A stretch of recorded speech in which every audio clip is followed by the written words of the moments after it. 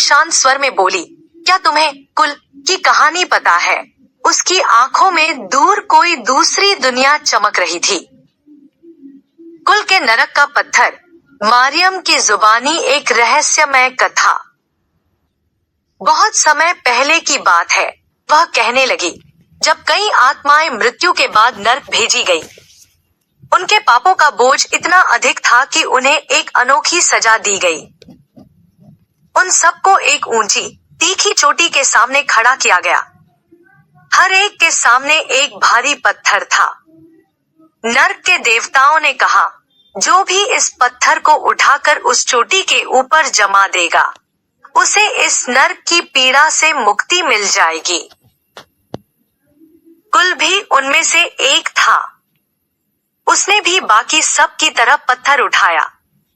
सबने कोशिश की, जी-जान लगाकर धक्का दिया, खींचा, चढ़ाया। लेकिन जैसे ही कोई पत्थर को चोटी पर रखता, वह फिसलकर नीचे आ गिरता, ठीक उसी जगह जहां से उठा था। फिर सब लौट आते और वही चक्र दोहराते, पत्थर उठाना, चोटी पर ले जाना और गिरना, एक अंतहीन कार्य। जो ऐसा न करे, उसे नर्क के देवता भद्दी भद्दी गालियां देते, निकम्मा, कामचोर, भाग्यहीन। अब दो तरह के लोग थे। एक ने इस सजा को ही अपना जीवन मान लिया। वे पत्थर को श्रद्धा से उठाते, जैसे यह उनका धर्म हो, क्योंकि उनके पास कोई और विकल्प नहीं था। जब तक पत्थर उठाने का प्रयास चलता रहेगा, तब तक कुछ आशा भी जीवित रहेगी। दूसरे लोग अपनी बेपसी पर भी मुस्कुराते रहे। वे दूसरों के लिए हंसी का पात्र बन गए। उन्हें नरक में भी आराम था। वे जानते थे, जब तक पत्थर उठाने का प्रयास अंतहीन चलता रहेगा, इसलिए गली कोड़ों के बीच भी आराम से रहे। मारियम रुकी, फिर एक लंबी सांस ली।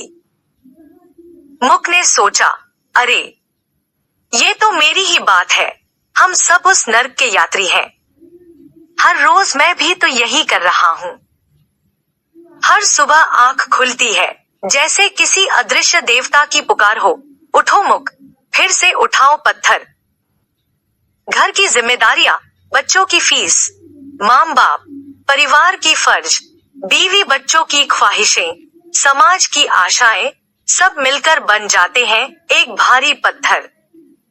मैं उसे पीठ पर रखता हूँ और बढ़ता हूँ जीवन की उस चोटी की ओर, जहाँ हर शाम सोचता हूँ, आज तो पहुंचा दूंगा। पर जैसे ही लगता है मैंने सब संभाल लिया, वही दिनचर्या, वही ताने, वही खालीपन। फिर से मेरा पत्थर लुढ़क कर आ गिरता है वहीं, जहां से उठाया था। हर रोज का ऑफिस, हर रोज का काम, हर रोज की थकावट, हर रोज का इंतजार। क्या यही जीवन है? फिर भी हर सुबह मैं फिर उठता हूँ, क्योंकि शायद किसी दिन वो पत्थर वहीं ठहर जाए और मैं मुक्त हो जाऊं। पत्थर को पटकने वाला तीसरे तरह का। और कोई कोई, वह मुस्कुराई, उस प्रयास में ही दिव्यता खोज लेता है। सब उसे कहते, वो तीसरे तरह का है, अजीब है, पगला गया है शायद।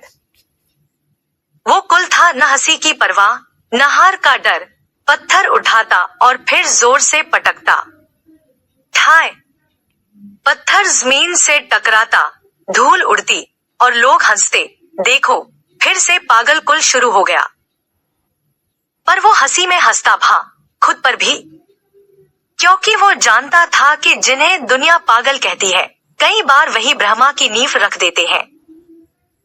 वो पत्थर जो सबका मालिक था, पर कुल अलग था। उसने उस पीड़ा में भी रुचि और प्रयोग ढूंढ लिया। पत्थर को उठाना और जोर से पटक देना, यह उसके लिए एक खेल बन गया, एक तपस्या, एक अन्वेषण। उसने समझ लिया कि हर बार गिरने वाला पत्थर, हर बार टकराने वाली चोटी, दरअसल बदल सकती है। जितनी बार वह पत्थर को उठाकर पटकता, उतनी बार पत्थर की धार घिसती जाती, उसका वजन थोड़ा और हल्का हो जाता। चोटी भी जो अब तक सबके लिए दुर्जय थी। उसकी बारंबार घर्षण से घिसकर समतल होती जा रही थी। उसके पत्थर पटकने से एक पगडंडी सी बन गई थी, जो चोटी तक पहुंचने में अब सहायक थी। वह रोज कहता, मैं थका नहीं हूं, मैं हारूंगा नहीं। ये चोटी, ये पत्थर, ये यातना एक दिन झुकेंगे। अंततः एक दिन उसने महसूस किया, अब चोटी बहुत तेज नहीं रही, पत्थर बहुत भारी नहीं रहा और रास्ता भी अब पहाड़ नहीं रहा। कुल ने पत्थर को उठाया, सुनियोजित चाल से चोटी पर चढ़ा और पहली बार पत्थर वहीं टिक गया।